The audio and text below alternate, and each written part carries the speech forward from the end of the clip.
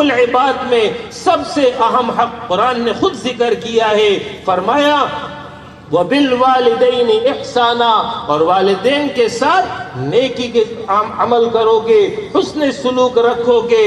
والدین کا ذکر اللہ رب العالمین نے متعدد مقامات پر اپنے حق کے بیان کے بعد ذکر کیا ہے۔ اس کی وجہ یہی ہے کہ دنیا میں آنے کا سبب، حقیقی سبب حکم الہی ہے، جبکہ ظاہری سبب اس کے ماں باپ ہوتے ہیں۔ لہٰذا اللہ رب العالمین نے اپنے حق کے بعد والدین کے حق کو ذکر کیا ہے۔ والدین کے حق میں 4 چیزیں ہیں۔ نمبر 1 الاحسان الی الوالدین، والدین کے ساتھ احسان کا معاملہ کرنا، حسن سلوک کا رویہ زبان کے ذریعے بھی ہو، عمل کے ذریعے بھی ہو، بدن کے ذریعے بھی ہو، مال کے ذریعے بھی ہو۔ نمبر 2 الانفاق علی الوالدین، اپنے والدین پر خرچ کرو گے، اگر وہ محتاج ہے، اگر وہ ضرورت مند ہے، اگر وہ بیمار ہے، تو تم اپنا مال اپنے والدین پر لگاؤ گے۔ تیسرا حق اطاعت الوالدین، والدین کی اطاعت کرنا، ان کی فرما برداری اختیار کرنا، یہ اولاد پر لازم ہے، اور اس کے بالمقابل والدین کی نافرمانی ہے۔ اور نافرمانی کے بارے میں رسول اللہ صلی اللہ علیہ وسلم نے فرمایا بڑے بڑے گناہوں میں سے ایک گناہ یہ ہے کہ انسان اپنے ماں باپ کا نافرمان ہو۔ لہذا والدین کی اطاعت اور فرما برداری اولاد پر لازم ہے۔ البتہ اگر ماں باپ گناہ کی تعلیم دے، شرک کی تعلیم دے، وہ بات ہرگز تسلیم نہ کی جائے، لیکن اگر ایسی بات نہ ہو تو پھر والدین کے حکم کو ترجیح دی جائے گی۔ نمبر 4 والدین کا حق، نمبر 4 یہ ہے الدعاء للوالدین، اپنے والدین کو دعاؤں میں یاد رکھو گے۔ اس حوالے سے قرآن نے بہترین دعا سکھلائی ہے، رب ارحمہما کما ربیانی صغیرا، اے میرے رب میرے ان ماں باپ پر ایسا رحم فرما جس طرح انہوں نے بچپن میں میری پرورش کی تھی۔ بچپن کی پرورش اس کا بدلہ اور عوض ایک انسان ساری عمر خدمت کر کے بھی نہیں اتار سکتا۔ رسول اللہ صلی اللہ علیہ وسلم کے پاس ایک صحابی آتے ہیں، بیان کرتے ہیں حضرت میری والدہ بوڑھی تھی، میں نے ان کو اپنے کندھے پر بٹھایا، حج کے تمام مراحل سے ان کو گزار دیا، کیا میں نے اپنی ماں کا حق ادا کر دیا؟ رسول اللہ صلی اللہ علیہ وسلم نے فرمایا کہ اے فلاں، تم نے تو وہ حق بھی ادا نہیں کیا جب تمہیں جنتے ہوئے اسے تکلیف پہنچی ہے۔ لہٰذا ایک شخص ساری عمر بھی اپنی ماں باپ کی خدمت کر لے، حق نہیں ادا کر سکتا۔ لہٰذا دعا سکھلائی ہے کہ اے اللہ تو ہی ان پر ایسا رحم فرما کہ وہ رحم مساوی ہو جائے، برابر ہو جائے اس تربیت کا جو انہوں نے بچپن میں میری کی ہے۔ یہ دعا سکھلائی ہے۔ اسی طرح حضرت ابراہیم علیہ السلام کی دعا ہے، ربنا اغفر لی ولوالدی وللمؤمنین یوم یقوم الحساب، اے اللہ میری بخشش فرما، اے اللہ میرے والدین کی بخشش فرما، اے اللہ تمام اہل ایمان کی بخشش فرما۔ والدین کے حق میں ایک حق یہ بھی ہے کہ والدین کی نسبت سے جو رشتے قائم ہیں، جن کے حوالے سے تفصیلی بیان آگے آ رہا ہے، ان تمام رشتوں کا لحاظ رکھنا، پاس رکھنا، صلہ رحمی کرنا، یہ والدین کا حق ہے۔ اسی طریقے سے جب والدین دنیا سے رخصت ہو جائیں، انہوں نے کوئی وصیت کی ہو، اس کی تنفیذ کرنا، ان کے دوستوں کا خیال رکھنا، ان کی خیر خبر گیری کرنا، یہ ان کا حق ہے۔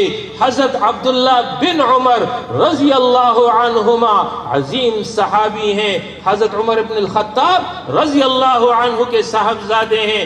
بات کا دور ہے کہ ایک موقع پر حضرت عبداللہ اپنے شاگردوں کے ہمراہ کسی مقام سے گزر رہے تھے، سامنے سے ایک دیہاتی شخص کو آتے دیکھا۔ حضرت عبداللہ اپنی سواری سے نیچے اترتے ہیں، بڑے ادب بڑے احترام سے اس سے ملتے ہیں، اپنے سر سے پگڑی اتار کر کے اس کے سر پر رکھ دی۔ شاگرد یہ سارا ماجرا دیکھ رہے تھے۔ اس کے بعد وہ شخص رخصت ہو جاتا ہے۔ شاگردوں نے اپنے استاد سے پوچھا کہ آج آپ نے یہ کیا عمل کیا؟ یہ تو ایک دیہاتی آدمی تھا، ایک سادہ شخص تھا، 2 میٹھے بات کہہ لیتے یہی اس کے لیے کافی تھا، آپ نے بڑی عزت کی ہے، اپنی پگڑی اتار کے اس کے سر پہ رکھ دی ہے، وجہ کیا ہے؟ جواب سنیے، عبداللہ بیان کرتے ہیں یہ وہ شخص ہے کہ یہ میرے والد عمر رضی اللہ عنہ کے پاس آتا تھا، میں نے کئی مرتبہ دیکھا کہ میرے والد اس کے ساتھ بیٹھ کر کے گفتگو کیا کرتے تھے، یہ میرے والد کا دوست تھا، اس لیے میں نے اس کی یہ عزت کی ہے، یہ احترام کیا ہے۔ لہٰذا یہ والدین کا حق ہے کہ اگر وہ دنیا سے چلے جائیں تو ان کی نسبت سے جو رشتے قائم ہیں ان کا بھی لحاظ ہو، اور ان کے جو دوست ہو اور اسی طرح خواتین میں جو سہیلیاں ہو ان کا بھی خیال کیا جائے۔ رسول اللہ صلی اللہ علیہ وسلم حضرت خدیجۃ الکبریٰ رضی اللہ عنہا کے وفات کے بعد اس بات کا اہتمام کرتے تھے کہ جب کبھی گھر میں بکری ذبح ہو جاتی تو باقاعدہ اس کا ایک حصہ حضرت خدیجہ کی سہیلیوں کی طرف بھیجا کرتے تھے کہ یہ میری اہلیہ کی سہیلیاں ہیں، اس کا خیال کرتے تھے۔ یہ وہ تعلیم ہے۔ اس موقع پر میں چند احادیث کی قرأت کر دیتا ہوں کہ جس میں رسول اللہ صلی اللہ علیہ وسلم نے والدین کے حوالے سے تعلیم دی ہے، اطاعت فرما برداری کی اور نافرمانی پر وعید سنائی ہے۔ ایک صحابی آتے ہیں، آپ صلی اللہ علیہ وسلم سے عرض کرتے ہیں میرے حسن صحبت کا سب سے زیادہ حقدار کون ہے؟ آپ نے فرمایا تمہاری ماں۔ پھر پوچھا، جواب دیا تمہاری ماں۔ پھر پوچھا، فرمایا تمہاری ماں۔ 3 مرتبہ ماں کے حق کو ذکر کیا۔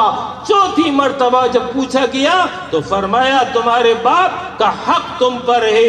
اسی طریقے سے آپ صلی اللہ علیہ وسلم نے فرمایا اس شخص کی ناک خاک آلود ہو، اس شخص کی ناک خاک آلود ہو، اس شخص کی ناک خاک آلود ہو۔ 3 مرتبہ یہ الفاظ ارشاد فرمائے۔ صحابہ نے پوچھا اے اللہ کے رسول آپ کس کا ذکر کر رہے ہیں؟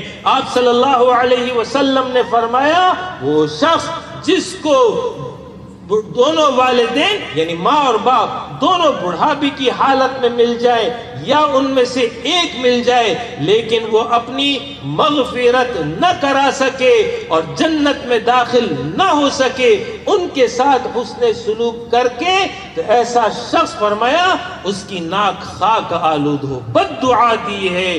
آپ صلی اللہ علیہ وسلم نے فرمایا والد راضی تو رب بھی راضی ہے، اور اگر والد ناراض ہے تو رب بھی ناراض ہے۔ آپ صلی اللہ علیہ وسلم نے فرمایا والد جنت کا بہترین دروازہ ہے، اب تم پر ہے، چاہو تو اس دروازے کی حفاظت کرو، چاہو تو اس کو ضائع کر دو، یعنی خدمت کر کے دعا لے کر کے اپنے لیے جنت کی راہ ہموار کر سکتے ہو، اور نافرمانی کر کے اور بغاوت کی روش اختیار کر کے جنت کے اس دروازے کو ضائع کر سکتے ہو۔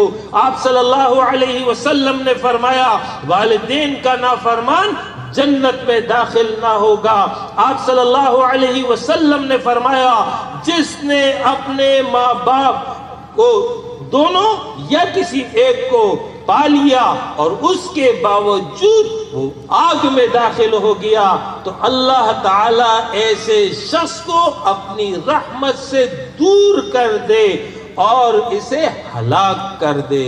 بد دعا دی ہے کہ یہ قیمتی موقع تھا اس کے پاس کہ وہ اپنے ماں باپ کی خدمت کر کے جنت کما سکتا تھا، جہنم سے بچ سکتا تھا، لیکن نہیں بچ سکا تو آپ صلی اللہ علیہ وسلم نے بھی اس کو بد دعا دے دی کہ اس پر اللہ کی رحمت نہ ہو اور یہ جہنم سے نجات نہ پائے۔ اس سے آپ اہمیت سمجھ لیجئے۔ آپ صلی اللہ علیہ وسلم نے فرمایا والدین کے نافرمان کو اللہ تعالیٰ قیامت کے روز رحمت کی نظر سے نہیں دیکھے گا۔ یہ ہے والدین کا حق۔